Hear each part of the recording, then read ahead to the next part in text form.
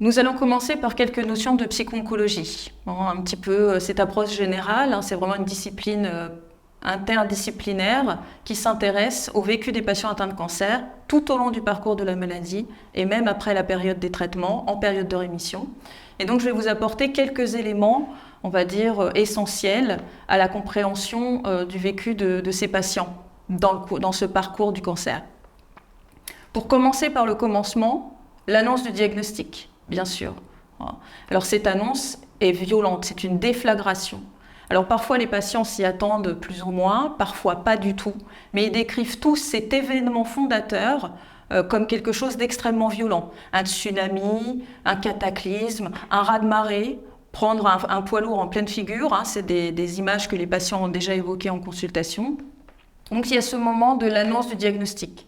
Avant cette annonce de diagnostic, en général qui est faite à l'hôpital par un spécialiste, il y a eu un certain nombre d'étapes. Peut-être on a senti une anomalie, peut-être on a fait quelques examens parce qu'on avait des symptômes qui ne guérissaient pas, des symptômes banals mais qui se compliquaient. Parfois il y a une errance, même diagnostique, c'est-à-dire que ça fait parfois des semaines, des mois qu'on cherche à comprendre, que même les médecins, peut-être le médecin généraliste, cherchent à comprendre de quoi on souffre. Donc cette période est compliquée. Et à partir du moment où il y a une suspicion, parce que parfois on est allé faire des examens, et il y a une suspicion d'une tumeur, entre ce moment de la suspicion et le moment de l'annonce, cette période est décrite comme quelque chose d'extrêmement difficile par les patients. Et puis après cette période d'examen, de questionnement, d'hypothèses thérapeutiques, l'annonce du diagnostic, fait par un médecin de spécialité, ça peut être par un oncologue. Et là, l'annonce de ce diagnostic va bouleverser l'existence. Il y a une répercussion globale sur la vie entière et sur les proches. Alors, c'est d'abord un choc. Et ce qui vient quasiment tout de suite, c'est l'angoisse. L'angoisse, en fait, c'est quoi? C'est la peur de mourir. On vous dit cancer, même si on s'est amélioré sur les traitements. Aujourd'hui, on vous dit cancer, on vous annonce que vous avez un cancer. Vous pensez à la mort. Est-ce que je vais m'en sortir? J'ai peur de mourir, je ne vais pas m'en sortir. Cette angoisse de mort, quasiment toutes les personnes à qui on annonce un cancer la traversent. Et c'est quelque chose de très intense, de très envahissant. Et pour autant, en dépit de la violence de cet événement, on va s'adapter. C'est-à-dire qu'effectivement, chacun avec ses ressources, chacun avec sa personnalité, ses mécanismes de défense, on va s'adapter. On établit cette adaptation avant de retrouver un relatif équilibre à peu près 3 mois. 3 mois durant lesquels les patients décrivent de la confusion, être débordés par leurs émotions, mal comprendre les explications qu'on leur donne sur la maladie et les traitements, parce que très envahis par cette angoisse, parfois effondrés. Donc il y a cette période de 3 mois à peu près, qui va être une période extrêmement instable pour les patients, extrêmement difficile. On a un référentiel, nous en psycho-oncologie, pour essayer de repérer le profil des patients. Alors je sais que pour certains, parler de profil de patient, c'est quelque chose qui n'est pas très audible. En fait, c'est juste une grille de lecture. C'est-à-dire que, en fonction de ce qu'on connaît des différentes réactions par rapport au diagnostic, mais aussi par rapport au vécu des traitements, par rapport à la manière dont on va s'adapter plus ou moins à l'épreuve de la maladie et au parcours, on a identifié 5 profils de patients, 5 grandes catégories, en fonction de la réaction, en fonction du niveau d'adaptation de ces patients. Vous avez les patients qui seront plutôt sur un registre d'idéation anxieuse, donc vraiment des anxieux, qui vont être débordés par cette angoisse, mais qui vont rester très inquiets, qui vont aller chercher beaucoup d'informations, notamment sur Internet, qui vont se focaliser sur les informations les plus anxiogènes, qui vont ensuite poser souvent beaucoup de questions, envahis par l'anxiété, vont avoir du mal à intégrer les informations quant au traitement, aux effets secondaires du traitement, quant au parcours. Donc ça, c'est une catégorie de patients. Vous avez les patients qui vont être sur un effondrement, donc des patients qui vont pleurer, des patients qui vont être vraiment débordés. Donc là, c'est souvent on nous sollicite pour ces patients-là à l'hôpital. Donc ces patients sont vraiment très débordés. C'est souvent d'ailleurs des patients qui vont avoir besoin d'un accompagnement plus étroit. Vous avez dans la réaction des patients une catégorie de patients qu'on classe dans les fatalistes. Des patients qui ne vont pas être vraiment débordés, qui vont accepter, mais qui ne vont pas être forcément très actifs dans la prise en charge. Par exemple, dans le cadre de croyances religieuses, il n'y a pas que ça, mais dans le cadre de croyances religieuses, on se retrouve souvent avec des profils de patients de cette nature. Ils ne s'opposent pas, ils ne sont pas débordés par l'épreuve, et en même temps, il y a une certaine passivité, il y a un certain retrait, donc ces patients fatalistes. Vous avez les patients qui sont dans le déni. Donc là, effectivement, le déni, c'est quelque chose qu'on connaît tous. Et donc, le patient va se comporter comme si on ne lui avait pas annoncé qu'il avait un cancer. Donc, effectivement, ça peut être plus ou moins massif, ça peut durer plus ou moins longtemps. En général, progressivement, le patient accède à la réalité de sa situation. Dans la période de déni, évidemment, le patient est fragile et il faut faire très attention à la façon dont on communique avec lui. Puisque, effectivement, ce mécanisme se met à l'œuvre parce que le patient n'est a priori pas en capacité d'entendre cette réalité pour le moment. Et puis, il y a entre guillemets les bons patients, je dis ça presque du point de vue médical, qui sont les patients combatifs, des patients actifs, proactifs même, qui vont tout de suite s'approprier l'événement, qui vont participer, qui vont poser des questions, qui vont être sur un mode actif, ne pas subir, et qui vont être en général des partenaires en fait dans la prise en charge. Donc c'est, on va dire, les 5 catégories de patients qu'on a identifiées en psycho-oncologie, avec évidemment toute cette variabilité individuelle. Alors, ce qu'on note aussi, c'est que cette épreuve est propre à fragiliser considérablement les personnes, et notamment jusqu'à développer des troubles anxieux, des troubles dépressifs, même des problèmes, on va dire, cognitifs, qui peuvent nécessiter une évaluation ou même un traitement, en tout cas, ou une prise en charge médicale. Pour vous donner les chiffres, une personne sur 2 manifeste une anxiété, on va dire, majeure, à un moment ou à un autre de la prise en charge. 40% des patients, plus ou moins 40% des patients suivant les études, développent une pathologie dépressive à un moment du parcours de la maladie.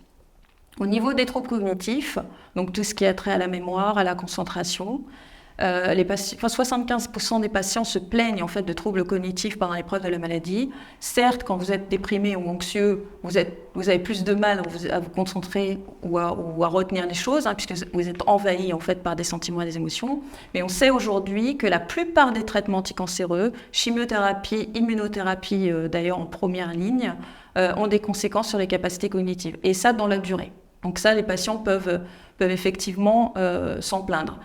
Au niveau du risque suicidaire, on sait qu'un patient à qui on a annoncé un cancer, surtout dans la première année, a un risque 1,6 fois supérieur de se suicider, en tout cas de passer à l'acte, que la population générale.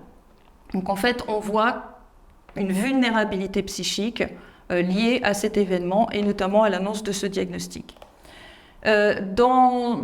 Dans les choses que peuvent manifester aussi les patients et qui peuvent nous intéresser, nous, même si nous ne sommes pas spécialistes, c'est ce qu'on appelle les troubles mentaux organiques. C'est-à-dire que le patient va présenter soit des troubles qui ressemblent à des troubles psychopathologiques, soit des troubles cognitifs qui, en fait, sont liés soit à l'évolution de la maladie, par exemple des métastases cérébrales, soit aux effets secondaires, là aussi, des traitements.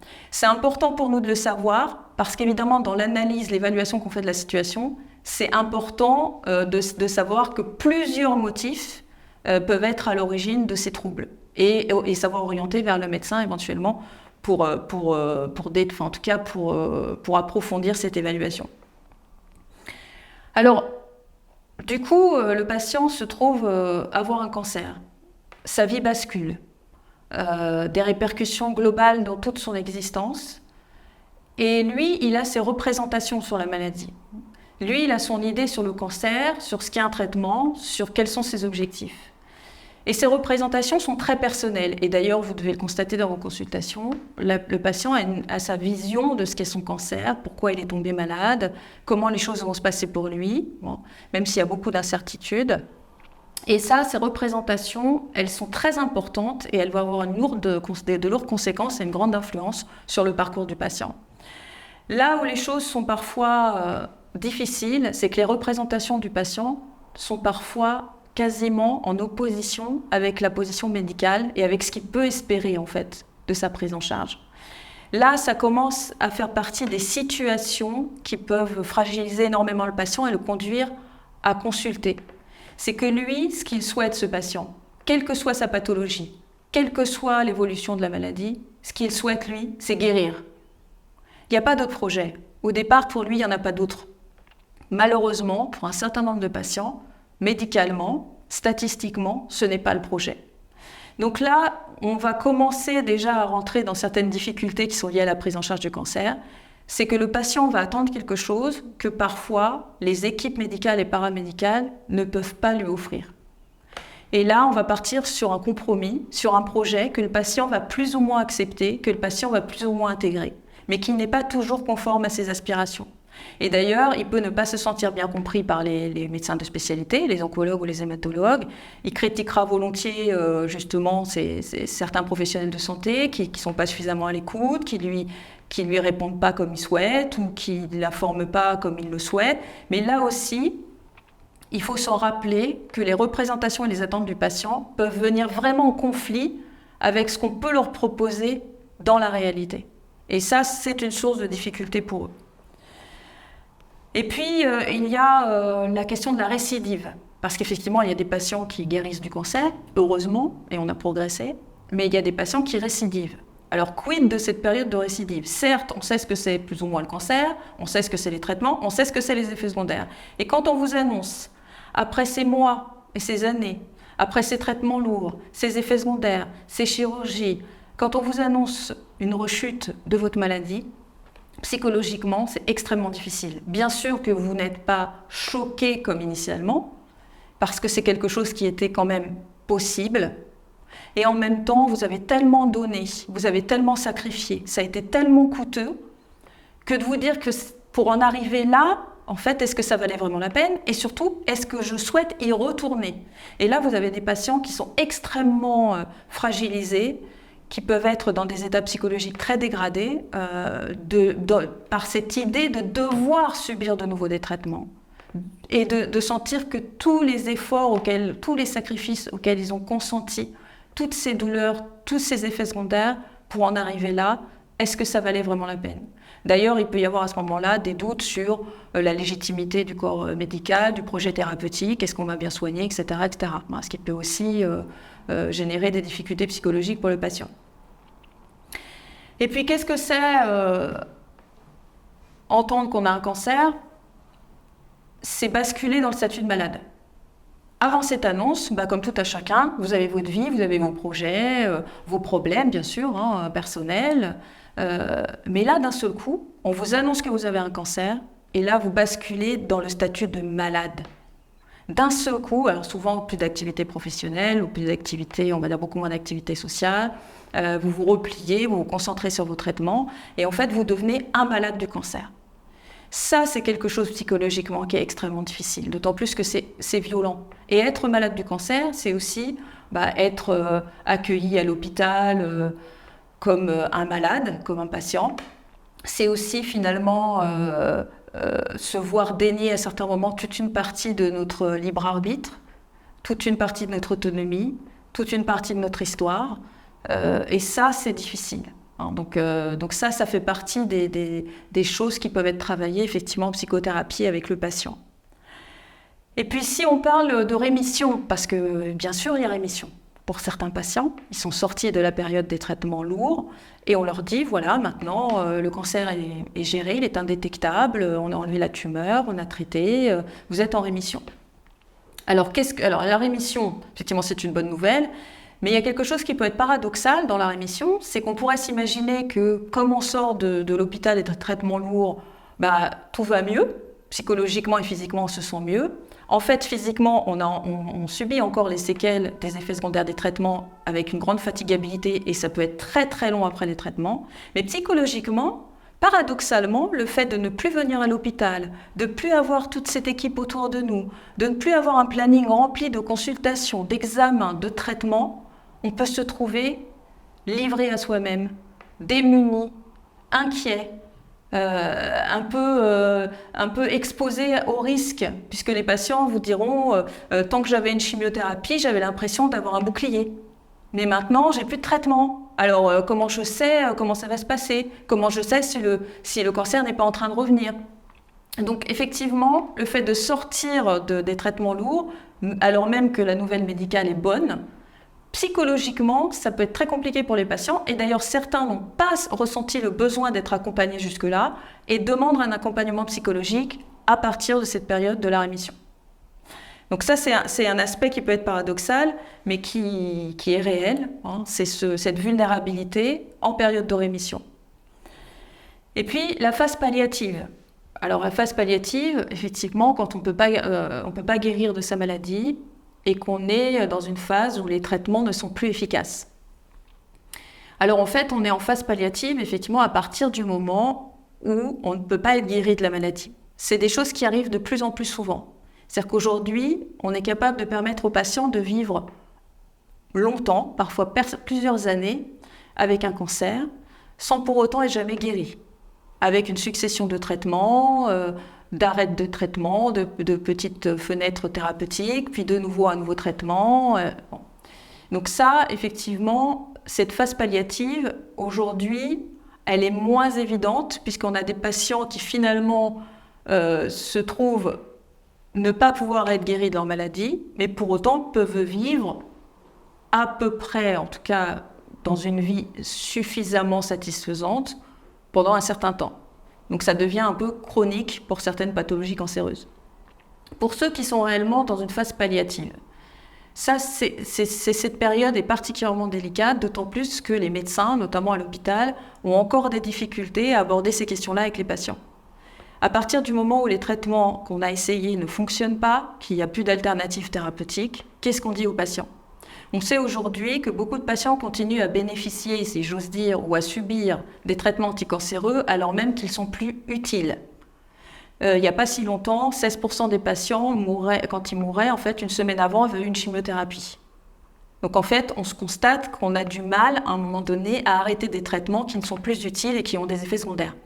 Mais ça, c'est délicat parce qu'effectivement, les médecins de spécialité ont du mal à aborder cette question de l'incurabilité et de la phase palliative et du fait qu'on va mourir probablement de cette maladie. Mais les patients eux-mêmes et les familles ont eux-mêmes du mal à accepter effectivement cette dimension. Par rapport à cette phase palliative, il peut y avoir besoin d'un accompagnement. Cet accompagnement souvent va jusqu'au bout. Alors soit au domicile, soit à l'hôpital. Il faut savoir qu'il y a des équipes d'évolus, des équipes de soins palliatifs, soit à l'hôpital, soit des équipes mobiles qui peuvent aller en ville par exemple, au domicile des patients. Ce sont des équipes pluridisciplinaires, médecins, infirmiers, assistantes sociales, psychologues, etc., qui sont spécifiquement formés et qui sont vraiment d'une aide considérable pour les patients. C'est important pour nous de le savoir parce que même si on accompagne des patients, c'est très important d'être en relais de ces équipes en période palliative quand on accompagne nos patients dans cette période-là. Savoir aussi, puisque c'est une information importante, les patients peuvent eux-mêmes questionner la question de l'euthanasie ou du suicide médicalement assisté.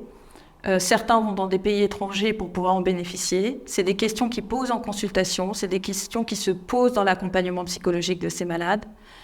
En France, bien sûr, la loi ne l'autorise pas, mais il faut savoir que la loi a évolué et qu'aujourd'hui, chacun d'entre nous, en période palliative, peut bénéficier, s'il le souhaite, à sa demande, d'une sédation profonde et continue jusqu'au décès. C'est quand même quelque chose qu'on peut répondre aux patients. La loi existe pour les patients qui ont peur de souffrir physiquement et psychologiquement en fin de vie, que des choses sont possibles, des équipes formées sont là pour eux. Et cette possibilité de sédation profonde et continue jusqu'au décès est tout à fait possible si le patient le souhaite et lui permet, ces derniers moments de son existence, de ne pas être conscient en fait, de ce qui est en train de se passer et de ne pas souffrir physiquement et psychiquement. Donc voilà un petit peu pour les différents points qui regardent plutôt la psycho-oncologie. Je vous renvoie aussi, nous l'avons tous, je pense, appris dans notre formation, aux étapes du deuil d'Elisabeth Kubler-Ross, psychiatre américaine, qui a travaillé effectivement notamment sur la phase palliative, sur les différentes étapes que traverse le patient psychologiquement, le déni, la colère, le marchandage, une phase dépressive et l'acceptation. Donc je vous renvoie effectivement aussi à ce modèle du deuil d'Elisabeth Kubler-Ross pour mieux comprendre le vécu de ces patients atteints de cancer en phase palliative. Avoir un cancer, c'est donc voir sa vie basculer. Et finalement, tous les pans de notre vie sont impactés par cette épreuve. Et là, effectivement, je voulais revenir avec vous sur les conséquences de cette maladie et de l'épreuve de la maladie, sur la vie intime, sur la vie sociale, sur la vie professionnelle, histoire effectivement de faire un petit peu, d'avoir une vision un petit peu globale de ce que peuvent traverser les patients au travers de cette épreuve et comment leur vie peut être impactée. D'abord, il y a un sujet délicat et de plus en plus délicat puisque beaucoup de jeunes tombent malades, malheureusement. C'est la question de la parentalité et le sujet de la fécondité. Ça, c'est très important parce que c'est un sujet qui pousse beaucoup de patients atteints de cancer à consulter, notamment des patients jeunes. Bon. Effectivement, quand on vous annonce un cancer, la plupart des médicaments qu'on vous donne, notamment les chimiothérapies, finalement rendent la plupart du temps stériles. Donc quand les patients sont jeunes et qu'ils n'en sont pas encore parents a fortiori, c'est un vrai sujet. C'est-à-dire que parfois ils souffrent beaucoup plus de cette perspective de devoir revoir ce projet de parentalité que du risque de mourir du cancer. Il y a des choses qui sont possibles, et notamment la préservation des ovocytes ou des spermatozoïdes. Aujourd'hui, c'est proposé systématiquement, sauf en cas d'urgence extrême. Si la personne est vraiment au risque de mourir de la maladie comme ça de manière imminente, on ne prend pas le temps de faire cette préservation. Sinon, c'est toujours proposé de telle manière que, après les traitements, si les choses se passent bien, on puisse utiliser ces ovocytes et ces spermatozoïdes pour permettre à ces patients de devenir parents. Après, c'est assez délicat parce que, notamment dans le cancer du sein, après les traitements lourds, chirurgie, la plupart du temps chimiothérapie, radiothérapie. En fait, pendant 5 à 10 ans, on doit prendre un traitement hormonal, l'hormonothérapie, qui diminue le risque de récidive du cancer du sein. Et en fait, ce traitement est incompatible avec le fait d'avoir un projet d'enfant. Ça veut dire que là aussi, dans nos accompagnements de ces patients, parfois des années après les traitements lourds, et alors que les jeunes anciens ex-patients sont en rémission, la question va se poser de la fenêtre thérapeutique. On se retrouve souvent dans cette situation, voilà, je veux un enfant, mais pour ça, il faut que j'arrête l'hormonothérapie. Si j'arrête l'hormonothérapie, je m'expose à un risque supplémentaire de récidive du cancer. Et ça, c'est des questions qu'on retrouve souvent en consultation dans les accompagnements, à la fois psychologiques et médicaux. C'est ces arbitrages que les patients vont faire à un moment donné, en arrêtant un traitement à visée protectrice pour pouvoir accéder à la parentalité. Ces questions de la parentalité, du cancer et des effets secondaires des traitements, c'est un sujet particulièrement sensible, source de souffrance psychique et qui pousse pas mal de patients à consulter. Alors, les conséquences de ce cancer dans la vie de couple. Alors, pour vous donner un exemple, notamment dans le cancer du sein, là encore, puisque le cancer du sein, c'est un cancer dans lequel beaucoup d'études, comme ça concerne beaucoup de personnes, et souvent aussi des patients jeunes, on a fait beaucoup d'études dans le cadre du cancer du sein, et aujourd'hui, on sait qu'un tiers des couples ne résistent pas à l'épreuve de la maladie, et évoquent le cancer comme étant le facteur principal de la rupture. Donc ça nous montre à quel point l'épreuve du cancer est une épreuve pour les relations et notamment pour le couple. Donc ça, c'est vrai que c'est important pour nous, psychothérapeutes, de l'avoir à l'esprit. Alors, les difficultés des couples. Bien sûr, des difficultés de communication. Évidemment, l'un est malade, l'autre est aidant, et on essaie de se comprendre, on essaie de s'adapter. C'est extrêmement difficile puisque les proches eux-mêmes sont extrêmement angoissés, perturbés, chamboulés par cette épreuve. Ils ne s'autorisent pas forcément à l'exprimer, il n'y a pas forcément beaucoup d'aide prévue pour eux, et pour autant, ils doivent être présents, ils doivent s'adapter, ils doivent bien répondre, et ça, c'est pas facile. Bon. Il y a des tensions, inévitablement. Alors, les patients en parlent. Il y a une usure, parce que cette épreuve du cancer, c'est des mois, parfois des années. Alors certes, se mobiliser, être solidaire, déployer de l'énergie pendant des semaines, oui, mais pendant des mois et pendant des années, ça devient évidemment compliqué. Et puis, il y a l'intimité. Ça, c'est un sujet. Les patients ne parlent pas forcément d'intimité, de sexualité avec leur médecin, et notamment avec l'oncologue ou avec l'hématologue. Pourtant, c'est un vrai sujet. Nous, dans nos consultations, on en entend souvent parler. hein. Évidemment, quand vous tombez malade, que vous avez des chirurgies invasives, que vous avez des effets secondaires de traitement, que vous êtes fatigué, que votre corps est mutilé, qu'il est tellement différent, que vous vous sentez tellement fragilisé, évidemment, et puis il y avoir objectivement des douleurs, bien sûr.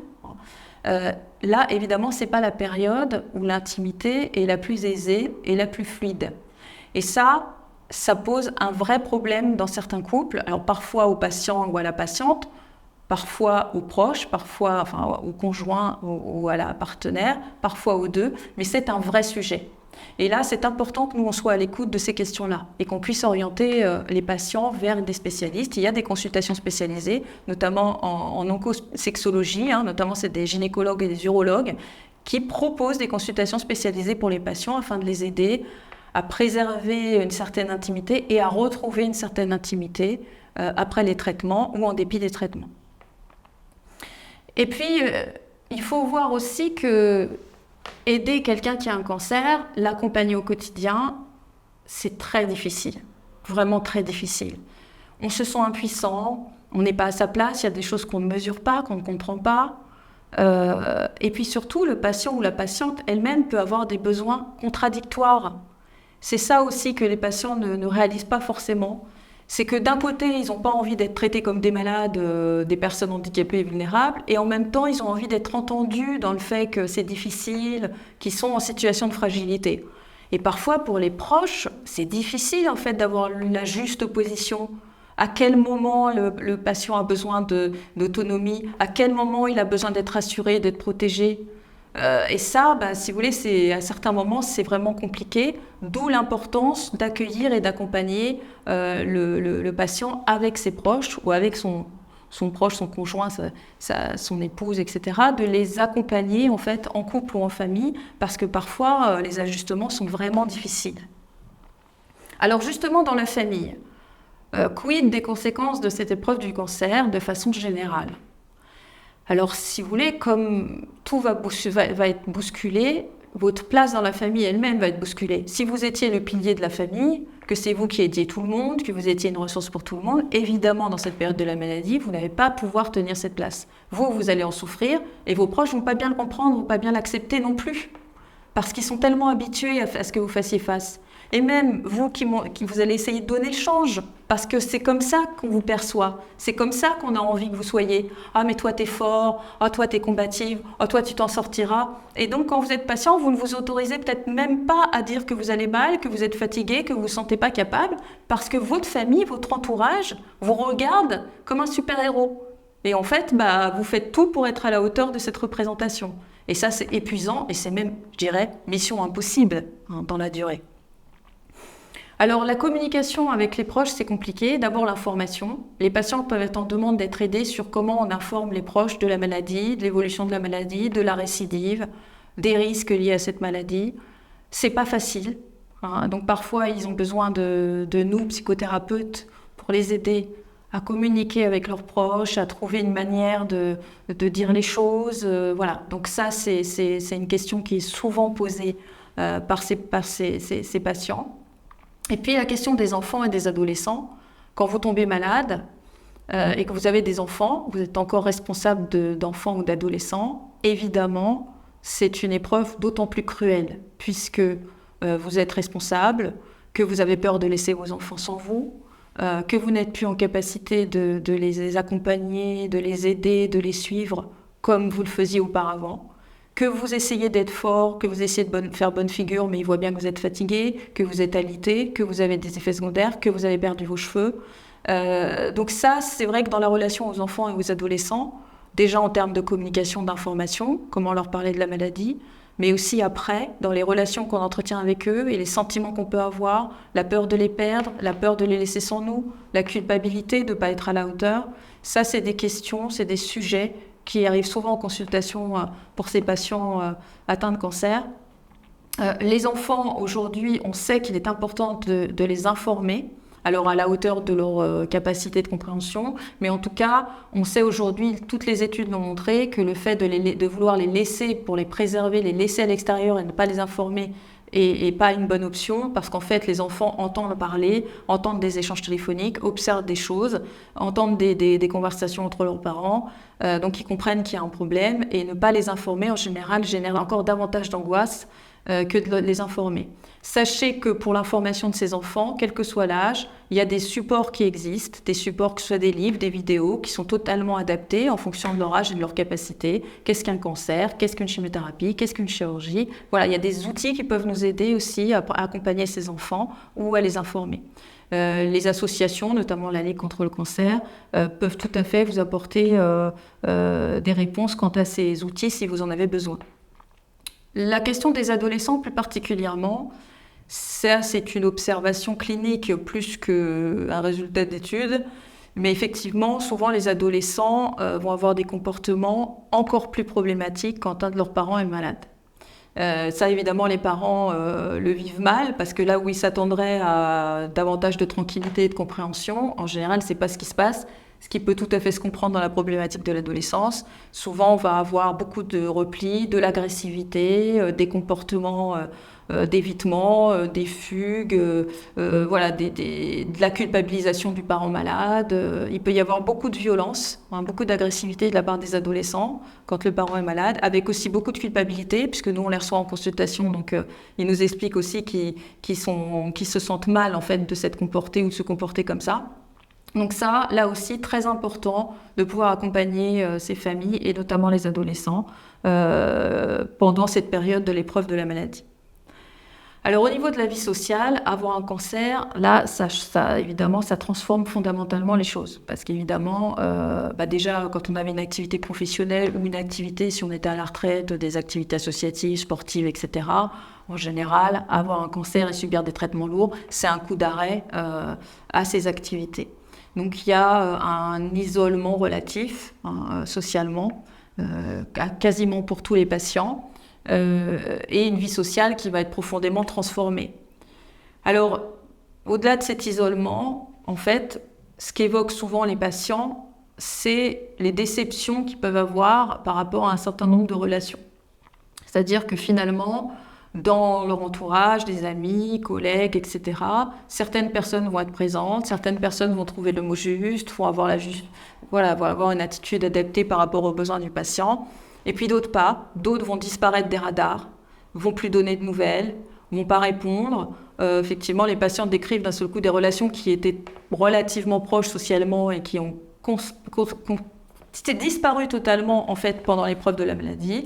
Et puis, il y a les maladresses. Alors ça, effectivement, les gens qui sont autour de vous, qui vous disent des choses, mais qui sont des choses que vous n'avez pas envie d'entendre et qui ne correspondent pas à vos besoins. T'inquiète pas, ça va aller. Mon grand-père aussi a eu un cancer et s'en est sorti. Mais non, t'es forte, tu vas y arriver. Faut avoir le moral, sinon tu vas pas t'en sortir. En fait, il y a... Ou fais pas ta malade. Ça, c'est un exemple récent qui me vient, c'est pour ça que je vous le donne. De la sœur d'une patiente qui lui dit « Bon, écoute, arrête, fais pas ta malade. » Voilà. Donc, effectivement, à un moment donné, l'entourage peut être parfois maladroit et ça peut psychologiquement être douloureux à vivre pour les patients. Et puis après, quand vous avez le statut de malade, il y a des choses qui changent. Vous êtes stigmatisé, l'accès au crédit, la vie professionnelle, le statut de travailleur handicapé pour beaucoup de patients puisqu'il y a des séquelles de la période des traitements. Donc là, je dirais que même si vous vous sortez du cancer, socialement, professionnellement, au regard de la société, on ne revient pas forcément dans la situation pré-cancer. Et là, les patients peuvent être aidés effectivement par les associations. Il y a des conseils juridiques, il y a des associations qui accompagnent par rapport à la limite des droits ou par rapport, voilà. Donc ça, malheureusement, c'est aussi une conséquence de cette épreuve de la maladie. Pour parler de stigmatisation et notamment de l'image et du statut de patients atteints de cancer, effectivement, la perte des cheveux, là, est assez symbolique. C'est-à-dire que beaucoup de patients décrivent la perte de cheveux comme une des étapes les plus difficiles psychologiquement dans le parcours de la maladie. Et en fait, on se rend compte, eux-mêmes arrivent à effectivement l'exprimer, c'est qu'au-delà de perdre ses cheveux, qui certes ont repoussé, ce qui est quand même assez violent, en fait, c'est l'image qu'on a du cancer, du patient cancéreux. C'est-à-dire qu'à partir du moment où on perd nos cheveux, on se voit dans le miroir et les autres nous voient comme un malade du cancer. Et en fait, c'est comme une révélation en fait, à soi-même et au monde qu'on est réellement malade et qu'on a un cancer. Effectivement, cette image de la perte des cheveux, que ce soit pour nous, en face de notre image, celle qu'on se renvoie, ou en face des autres socialement, c'est vraiment souvent ce qui fait la différence, ce qui va nous donner le sentiment de passer un cap et d'endosser totalement le statut du malade du cancer. Dans la vie professionnelle et dans la vie active, d'abord se dire, parce que ça c'est un constat qu'on fait tous les jours nous en cancérologie, c'est l'impact matériel, économique du cancer. Et ça, si vous voulez, parfois on est sollicité pour des patients qui sont angoissés et on se rend compte en discutant avec le patient qu'ils n'ont quasiment plus aucun revenu. Soit parce qu'il y a des retards dans les paiements de la sécurité sociale, soit parce qu'une partie de leur activité n'était pas déclarée, pour des tas de raisons. Donc il y a des patients qui se trouvent dans une détresse économique, sociale considérable. Alors évidemment, au-delà du choc de l'annonce du diagnostic, si vous ne savez pas comment vous allez subvenir à vos besoins et à celles de votre famille, certes vous êtes angoissé. Donc cet aspect-là, il est très important, le travail social est très important, et d'où l'importance pour nous, dans le cadre de psychothérapie, de travailler en collaboration aussi avec les travailleurs sociaux, parce qu'effectivement, c'est un vrai sujet en cancérologie, que les difficultés économiques et matérielles, la perte de notre activité professionnelle, la perte de nos revenus, la précarité. Donc ça, effectivement, c'est un vrai sujet qui a évidemment des conséquences socio-économiques, mais aussi des conséquences psychologiques considérables. Alors, on ne peut pas vraiment comprendre le vécu psychologique des patients atteints de cancer sans comprendre le vécu des traitements et des soins. Évidemment, ça pèse très très lourd dans le vécu de ces patients durant l'épreuve et ça a beaucoup de conséquences sur leur qualité de vie, sur leur équilibre de façon générale. Alors ces traitements, ils sont multiples, les plus connus, donc effectivement la chirurgie, la chimiothérapie, la radiothérapie, l'immunothérapie. On a beaucoup de traitements innovants, des traitements ciblés. Voilà, il y a beaucoup de nouveaux traitements qui arrivent, de nouvelles approches thérapeutiques. Mais en tout cas, savoir que rentrer dans le parcours du cancer pour un patient, c'est rentrer dans un parcours thérapeutique complexe, lourd, et y consacrer au moins des mois, sinon des années. Ces traitements, le patient à la fois les attend, les espère et en même temps, il les craint. Notamment la chimiothérapie, même si on a beaucoup progressé sur la prise en charge des effets secondaires, il y a vraiment un peu cette ambivalence chez le patient. Il veut être traité et en même temps, il a peur d'être traité. L'attente entre l'annonce du diagnostic et la mise en place du projet thérapeutique, cette attente-là, psychologiquement, est décrite par les patients comme un des passages les plus difficiles de la prise en charge. C'est effectivement, on vous dit que vous avez un cancer, vous avez peur de mourir et pour l'instant, on ne vous fait rien. Ça peut être relativement long, c'est-à-dire qu'il peut y avoir des semaines, ça peut arriver, entre l'annonce du diagnostic et la mise en place du traitement ou l'acte chirurgical et la mise en place des traitements complémentaires. Cette période-là, elle est vraiment difficile parce qu'effectivement, vous ne vous sentiez pas forcément malade, vous étiez plus ou moins asymptomatique, vous aviez des petits symptômes, on ne savait pas trop ce que c'était. On finit par découvrir que c'est un cancer, donc là, choc. Là, vous vous dites, ah là, je suis vraiment gravement malade, ma vie est en jeu, mais pour l'instant, je dois attendre. Je dois attendre une réunion pluridisciplinaire où on va décider de mon projet thérapeutique. Je dois attendre de faire des examens complémentaires, IRM, TEP scan, etc., pour savoir exactement ce qu'on va me proposer. Donc, cette période-là, psychologiquement, elle est très difficile. Bon, les patients, souvent, sollicitent un accompagnement dans cette période et sont très fragilisés. Alors, les patients, à la fois, ils attendent ces traitements, ils attendent beaucoup de ces traitements. La chirurgie, c'est un peu le traitement roi, si j'ose dire, puisque par la chirurgie, on enlève la tumeur. C'est l'idée. Donc, les patients se représentent que grâce à la chirurgie, on va enlever le cancer de leur corps, ce qui, dans certains cas, est vrai, dans d'autres cas, c'est partiel. Alors, il peut y avoir une appréhension, l'anesthésie par exemple, ça peut être leur angoisse de mort peut se focaliser sur l'anesthésie, donc ils peuvent avoir plus peur de l'anesthésie que du geste chirurgical, mais il y a aussi ensuite le résultat de la chirurgie, c'est-à-dire qu'en cancérologie, on peut avoir affaire à de réelles mutilations. C'est-à-dire qu'on vous enlève des organes, qui parfois sont des parties du corps qui sont visibles, avec effectivement des cicatrices qui peuvent être importantes. qui peuvent modifier profondément l'image de votre corps, votre intégrité. Donc effectivement, à la fois, c'est ce qui peut vous sauver la vie et en même temps, l'impact de la chirurgie peut être considérable. Alors, j'ai parlé de l'aspect intégrité du corps avec des mutilations. On vous enlève un sein, on vous enlève deux seins, testicules, une partie de la mâchoire. Bon, il y a des tas toutes les chirurgies sont possibles. Mais il y a aussi les problèmes fonctionnels. C'est ça, on ne le verra pas, mais si on vous enlève une partie de l'intestin, vous pouvez toute votre vie garder des problèmes fonctionnels qui vont vous réduire votre autonomie, votre capacité à rester des heures à l'extérieur, à faire certaines activités, etc. Ou à devoir adapter votre alimentation de manière contraignante. Donc il faut savoir que des patients, bien après les traitements, et notamment après la chirurgie, peuvent avoir un impact sur leur qualité de vie et même toute leur vie après ces traitements. Donc la chimio, elle est redoutée, bien sûr. Les effets secondaires sont quand même encore importants, même si on a progressé. Et surtout, ce que disent les patients, c'est que je ne me sentais pas malade avant les traitements et maintenant je me sens malade. Et c'est vrai, c'est-à-dire que la plupart du temps, quand on vous annonce le diagnostic d'un cancer, vous ne vous sentez pas si malade que ça. Par contre, à partir du moment où vous rentrez dans le projet thérapeutique, que ce soit la chirurgie, les chimios, les immunos, enfin la radiothérapie, en fait, là, vous vous sentez vraiment malade parce que les effets secondaires sont très importants. Et ça, psychologiquement, c'est pas facile à accepter. De se dire que finalement, même si il semblerait qu'il faille passer par là pour me sortir d'affaire, bah, c'est les traitements qui me rendent malade. Ce sont ces traitements qui me rendent malade. Donc ça, c'est un sujet pour les patients. Au niveau du vécu des effets secondaires, je vous parlais notamment de la perte des cheveux, qui est relativement symbolique, à la fois pour soi, mais aussi socialement, donc qui est quelque chose qui est très impactant psychologiquement. Mais dans la plainte, on va dire la plus générale, on a la fatigue. Et ça, c'est quelque chose qui est banalisé, mais en fait, les patients décrivent une fatigabilité énorme. Ils ont l'impression, ils nous disent qu'ils ont l'impression d'avoir l'âge de leurs grands-parents ou de leurs parents, de plus être capables, de se sentir diminués, d'avoir un sentiment de handicap, etc. Cette fatigue a un impact psychologique important, hein, pour les patients.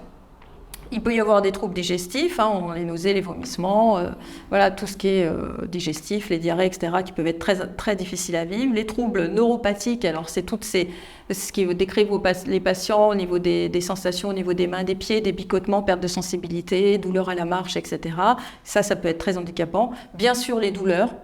Alors liées à l'évolution de la maladie, mais aussi au traitement, il peut y avoir des douleurs. Et la douleur, psychologiquement, c'est impactant.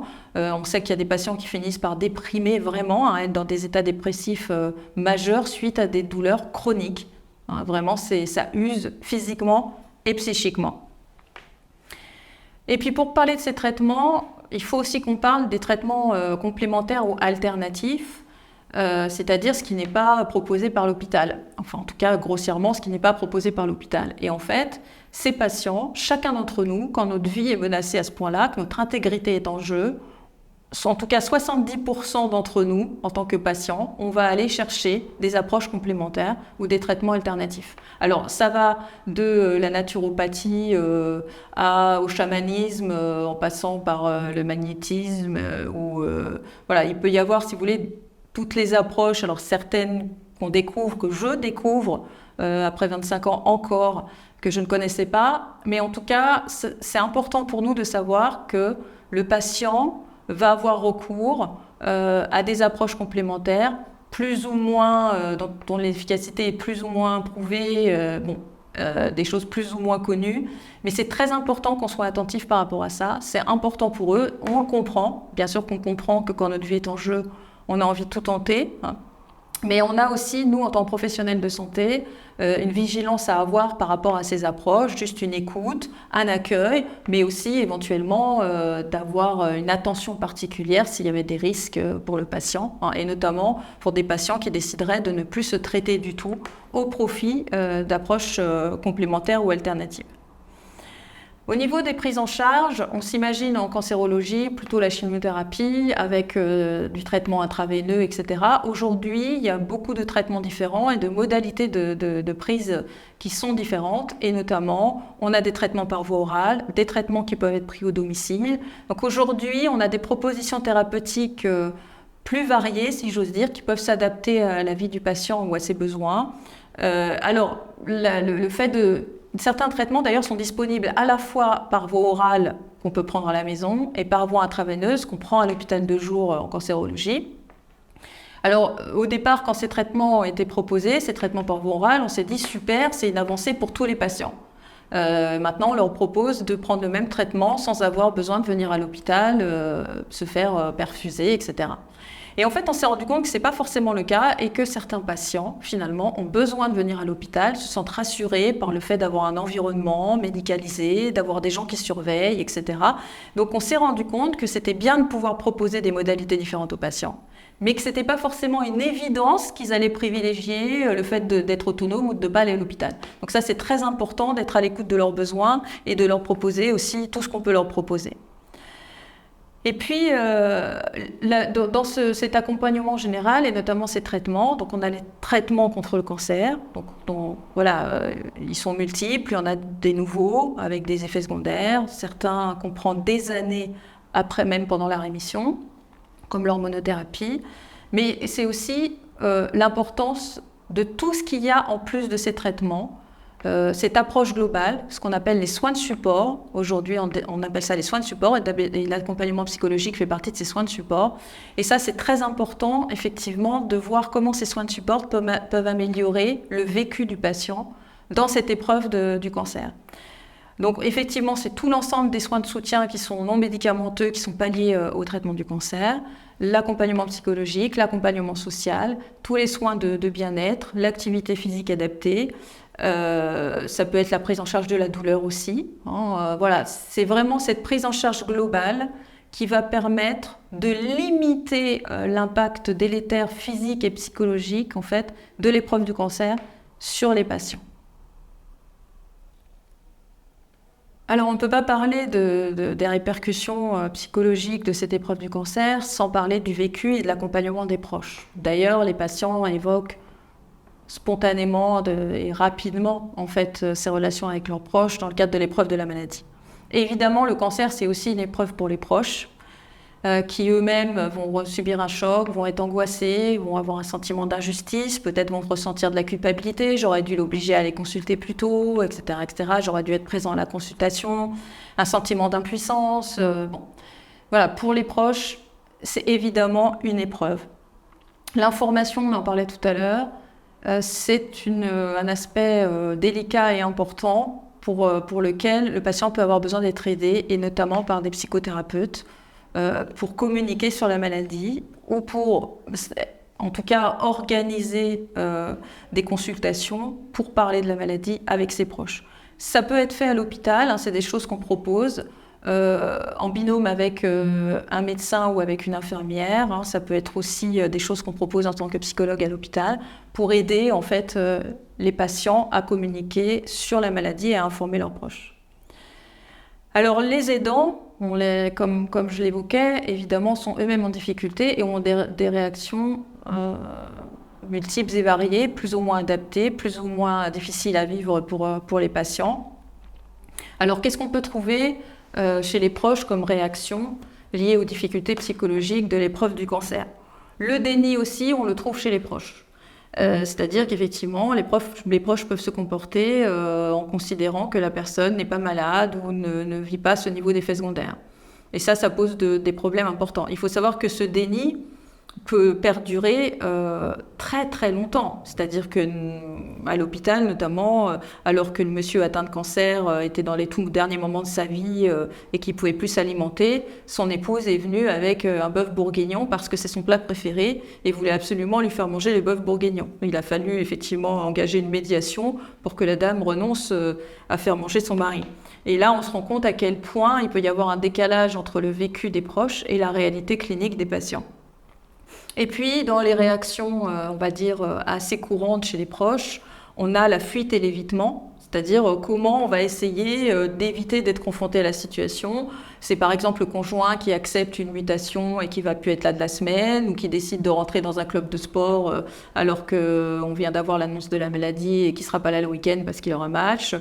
Ça peut être des personnes qui vont effectivement se focaliser sur des aspects très pratico-pratiques, qui vont du coup pas du tout échanger sur la maladie, qui vont être dans l'évitement des émotions qui peuvent être suscitées chez le patient, etc. Donc cette fuite, cet évitement, c'est quelque chose qu'on peut retrouver.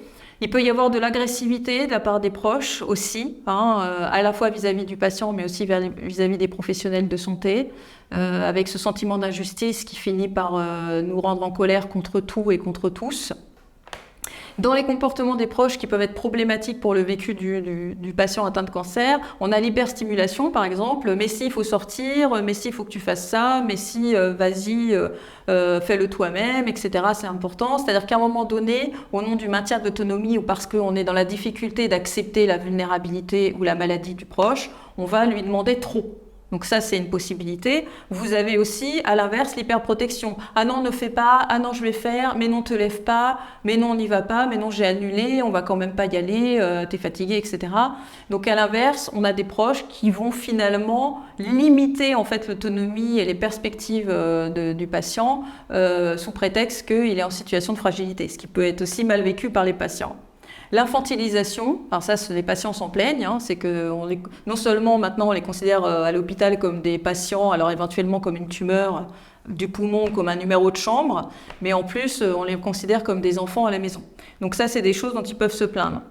Les proches peuvent être épuisés, puisque l'épreuve de la maladie, ça peut être effectivement des mois, des années. Ils peuvent parler d'un manque de reconnaissance aussi, c'est qu'ils donnent beaucoup et parfois le patient est en difficulté, il est agressif, il est épuisé, etc. Et du coup, l'aidant peut se trouver en manque de reconnaissance et trouver que c'est assez injuste. Il est souvent isolé avec assez peu de solutions pour être lui-même aidé. Donc ça, c'est très important, soit d'accueillir les aidants nous-mêmes, soit de les orienter pour être accompagnés. Alors c'est important de parler des proches avec le patient, d'ailleurs il le fait spontanément, mais aussi de les recevoir, c'est-à-dire que voilà, chacun dans sa pratique décide par rapport à ça, mais ça peut être vraiment très important de faire ce travail d'accompagnement et de médiation du patient avec un ou avec des proches. Ça peut vraiment être une demande et ça peut vraiment être très important pour limiter les répercussions psychologiques et relationnelles de l'épreuve de la maladie. Et donc ce travail de médiation, nous on le fait beaucoup à l'hôpital, on le fait beaucoup à la Ligue contre le cancer. Et ça, c'est un travail particulier, mais qui répond vraiment à des besoins pour ceux d'entre nous, en tout cas, qui se sentent à l'aise avec ce type d'accompagnement. Alors accompagner un patient atteint de cancer, effectivement, tout n'est pas spécifique dans cet accompagnement, mais il y a quand même des choses particulières liées au vécu de ces patients, liées au parcours thérapeutique, aux effets secondaires des traitements, aux conséquences globales, sociales, relationnelles, physiques de la maladie et des traitements. Donc, cette épreuve de la maladie est une expérience individuelle particulière.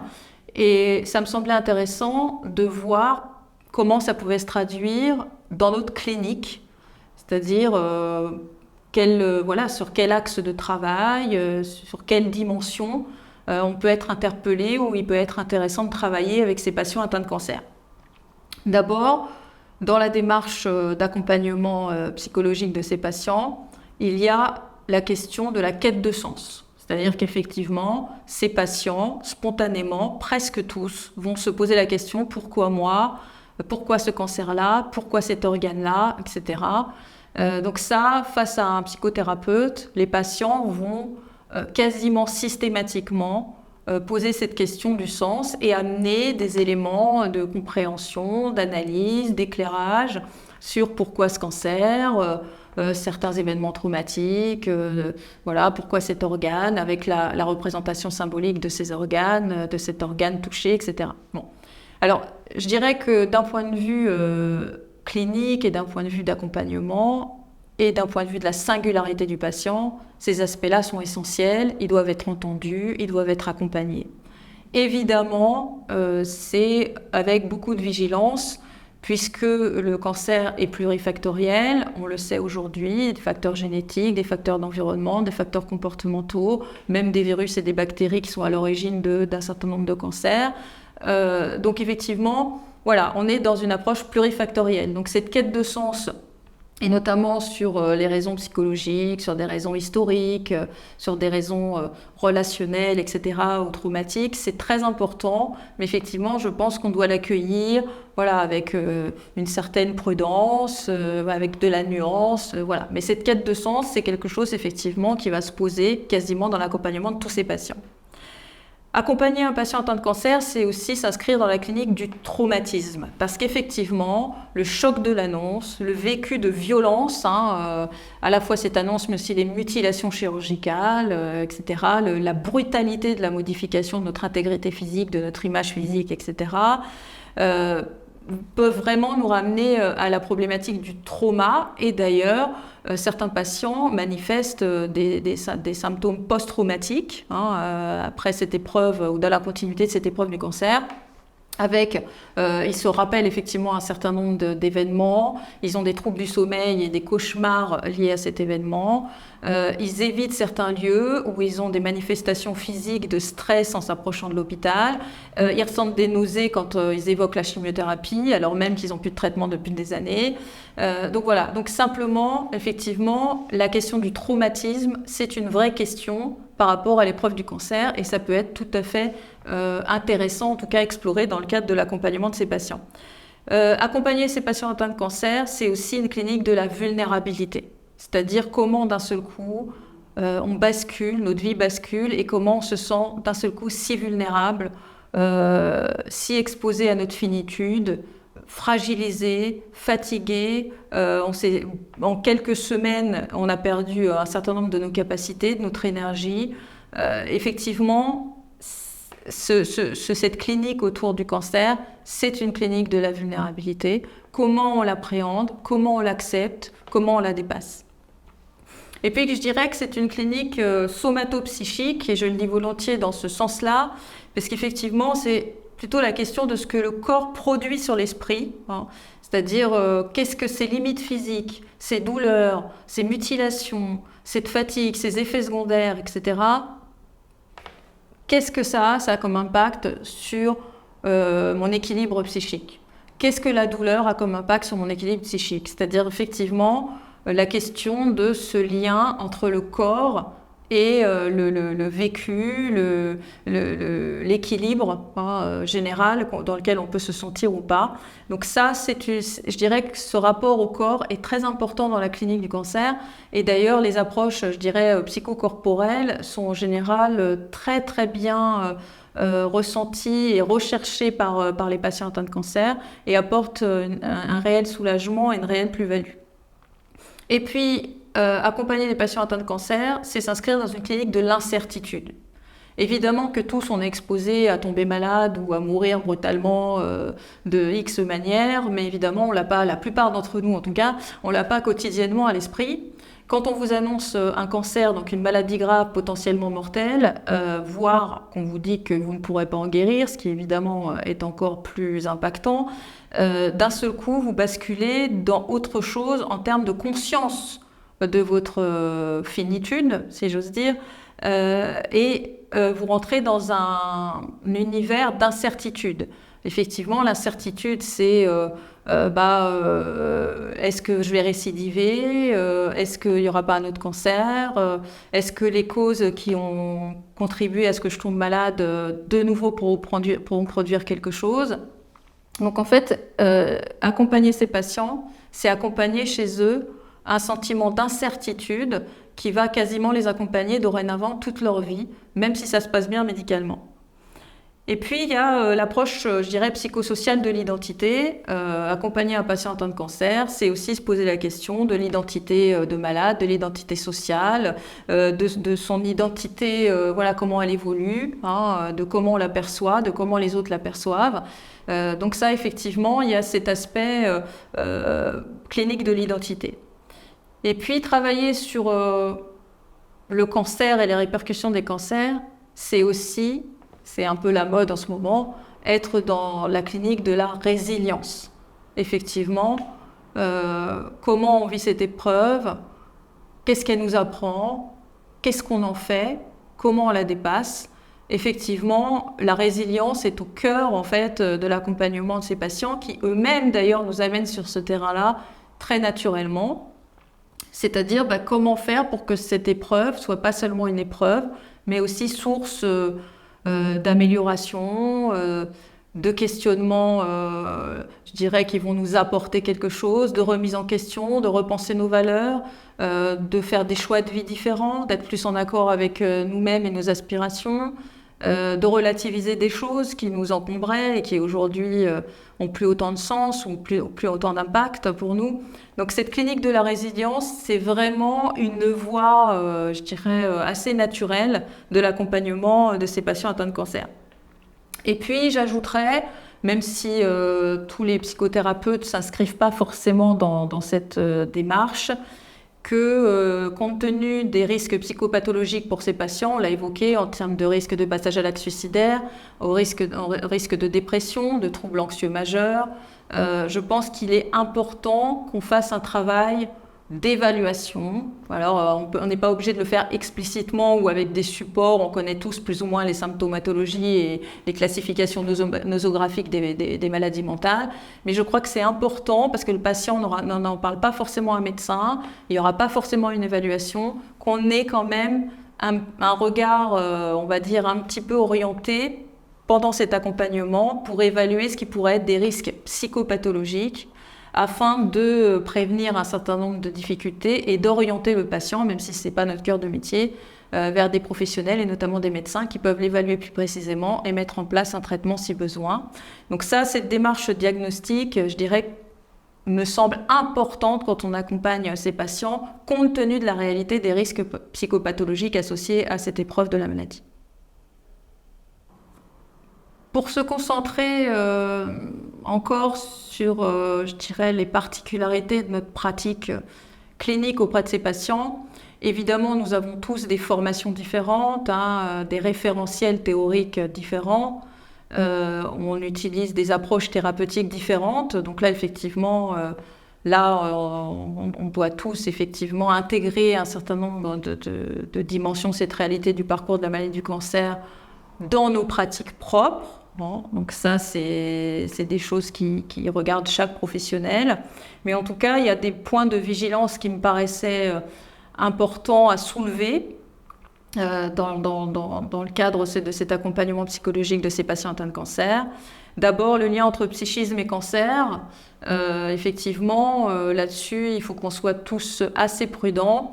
Parce que, effectivement, au-delà de la problématique du stress, dont on sait aujourd'hui qu'un stress intense et continu va fragiliser les défenses immunitaires de façon générale, il n'y a aucune étude probante qui ait démontré qu'un traumatisme ou une épreuve de vie déclenchait un cancer. Et je dirais que plus on en connaît sur le cancer et l'étiologie du cancer, et plus il paraît plurifactoriel, où évidemment la dimension psychique et la dimension je dirais, tout à fait individuelle, de vie, etc., existent, mais au milieu d'un certain nombre d'autres facteurs qu'on découvre, qu'on n'a pas fini de découvrir. Donc là, effectivement, c'est très important d'être prudent par rapport à ça, parce qu'en fait, en accordant trop d'importance à la dimension, je dirais, psychique dans le cancer, et notamment dans l'apparition ou le risque de récidive, ce que font d'ailleurs assez spontanément les patients, qui vont chercher des événements de vie, etc. En fait, on s'est rendu compte que l'effet pouvait être assez délétère, parce qu'en fait, un patient qui pense en fait qu'il a le pouvoir d'orienter sa santé à ce point, en fait, va être un patient angoissé, c'est-à-dire qu'en fait, comme il va être déprimé ou anxieux, il va se dire je risque de récidiver parce que je vais pas bien, et ça s'autoproclame pas d'aller bien. Et ensuite, il peut se sentir coupable parce que c'est important d'avoir le moral, c'est important d'être combatif, et lui, il n'y arrive pas, alors que les autres y arrivent et qu'il faudrait y arriver. Donc, on se rend compte en fait que accorder trop d'importance à ce facteur psychique, et notamment, je dirais, en quoi on pourrait être responsable, sinon coupable, de nos propres maladies. En fait, on se rend compte que dans le vécu psychologique, souvent, c'est plutôt délétère. Donc certes, il ne faut pas déposséder le patient de ce qui le concerne et de ce qui concerne sa vie, mais je pense qu'il faut vraiment inscrire ce facteur psychique dans une approche plurifactorielle du cancer. Après, effectivement, comme je l'ai évoqué, le vécu psychologique est indissociable de l'expérience de la maladie et des traitements, hein, évidemment, la fatigabilité, les douleurs, les pertes de capacité, ce qui peut d'ailleurs rendre difficile l'évaluation de la souffrance psychique du patient, puisque on peut trouver dans la dépression finalement des symptômes qu'on trouve aussi dans les effets secondaires des traitements. Donc en tout cas, évidemment que le vécu du patient est étroitement lié à ce qu'il vit en termes de traitement, de soins et comment son corps en fait s'exprime durant l'épreuve de la maladie. Évidemment que l'épreuve du cancer, c'est une période de fragilité. Donc là, c'est plus, je dirais, notre questionnement déontologique et éthique sur quelle approche psychothérapeutique on choisit pour ces patients. C'est quand même une période effectivement de vulnérabilité et donc en tout cas, ce que préconise la psycho-oncologie, c'est de s'inscrire davantage dans des psychothérapies de soutien, des accompagnements assez étayants, effectivement, pour rassurer le patient, pour qu'il se sente pas démuni face, à certaines problématiques qu'il pourrait rencontrer. Bon, après, évidemment, là, chaque professionnel a son approche, mais je dirais une vigilance particulière sur l'approche psychothérapeutique qu'on va choisir avec ces patients dans la période de l'épreuve de la maladie. Et puis très important, puisqu'on l'a vu, à quel point les répercussions de la maladie étaient globales, l'importance de travailler en réseau, à la fois avec les psychologues hospitaliers, même si c'est pas forcément des collaborations qui sont naturelles ou évidentes, en tout cas elles sont souhaitables. Travailler avec les associations comme la Ligue contre le cancer, le médecin traitant, orienté vers le médecin traitant si on pense que ça peut être utile aux patients, les unités de soins palliatifs, je vous en ai parlé, a fortiori quand le patient est à domicile, très important de lui en parler, lui peut en parler au médecin traitant, ça peut être mis en place parce que pour la prise en charge du patient, que ce soit douleur physique, souffrance psychologique, ces équipes sont vraiment une plus-value pour nos patients. Les infirmiers, bien sûr, avec qui on a, pour certains d'entre nous, régulièrement contact. Donc, je dirais que compte tenu de la répercussion globale de cette maladie, il est important que la prise en charge soit globale et qu'on essaie, chacun dans notre espace et avec nos compétences, de travailler en réseau et de collaborer avec les autres professionnels. Pour approfondir en fait ces questions-là et peut-être vous apporter des outils ou des réflexions qui pourraient enrichir votre pratique, il y a effectivement des bibliographies et des référentiels qui existent. Là, vous trouverez un certain nombre de ressources. Je parlerai là rapidement de la Société française et francophone de psycho-oncologie, qui effectivement, là, c'est un ensemble de professionnels, psychologues cliniciens et psychiatres principalement qui travaillent sur ces questions du vécu, on va dire, spécifique de ces patients atteints de cancer, des enjeux d'accompagnement, etc. Vous avez l'AFSOS, l'Association francophone des soins oncologiques de support, et là on est sur l'approche globale.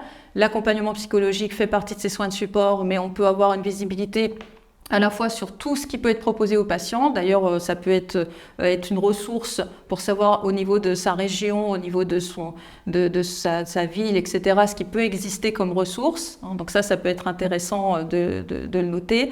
Ces organismes en fait, et ces associations produisent aussi des articles, produisent aussi des référentiels de bonnes pratiques pour nous aider, pas seulement les psychologues cliniciens, mais aussi d'autres professionnels de santé, à mieux accompagner ces patients. Vous avez l'INCa, l'Institut national du cancer, qui est vraiment une source très très importante d'informations de manière globale sur l'accompagnement de ces patients. Et bien sûr, la Ligue contre le cancer, il existe beaucoup d'associations, le travail associatif est considérable. J'évoque la Ligue d'abord parce que je travaille en collaboration avec la Ligue contre le cancer, mais aussi parce que c'est une association très bien implantée, qui a des moyens, qui coordonne énormément de propositions de soins, de support, et que pour certains patients, ça peut être en tout cas un lieu d'accueil et d'information. Donc la Ligue contre le cancer, je pense, c'est aussi bien pour nous professionnels que pour les patients, une ressource importante partout sur le territoire. J'espère que ces éléments d'information vous seront utiles dans votre pratique et dans l'accompagnement de vos patients atteints de cancer. Je vous remercie pour votre attention. Au revoir à tous.